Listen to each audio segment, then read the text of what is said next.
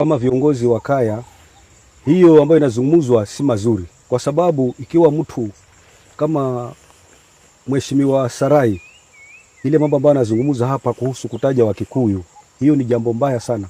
Kutaja watu kwamba ni waizi na yeye hakuja kwako kutubia kitu, hiyo itakuwa ni hatia. Kwa sababu tukaona hii mambo, Bwana Sarai, hiyo mambo wachane nayo.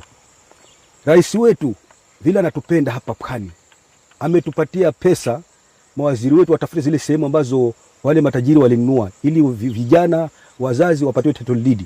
Lakini sasa ikiwa nyinyi kuzungumza kutajana tu, kutukanana hivi na hivi, hiyo si mambo mazuri. Mimi ningeomba viongozi wetu wa Pwani muwe pamoja. Wale mmefanya hiyo kazi, mfanye hiyo kazi, mtafute mashamba, mjaribu kutafuta mashamba, watu wagawiwe. Si kutajana watu, huyu ni mwizi, huyu nini, na kutukanana. Hiyo si mambo mazuri, kwa sababu hiyo italeta mambo mabaya mbeleni, kama vile ilikuwa kule nyuma. Hatutaki namna hiyo, vijana wetu waliumia. Na hatutaki hiyo mambo itokee tena. Kutaja mtu, Bwana Sarai, hiyo mambo yako yote wacha, kwa sababu tunataka viongozi wale ambao wana imani ya kuongoza wa Kenya hapa.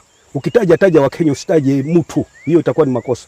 Kwa nini unataja mtu Mkikuyu? Na hao ndio wameanza kuanza mzungu mpaka wamekuja wa Kikuyu. Na hiyo mambo hatujasikia. Tumekuwa na viongozi wengi. Wewe unaanza mambo gani ambayo unasema kwamba hawa ni waizi? Hiyo mambo, Bwana Sarai, tunakuomba wachana nayo, kwa sababu sisi ni watu wa Pwani wote, na sisi kama viongozi wa hii mambo ya makaya tumeomba hiyo mambo usahau nayo, kwa sababu italeta vita na vita hatutaki.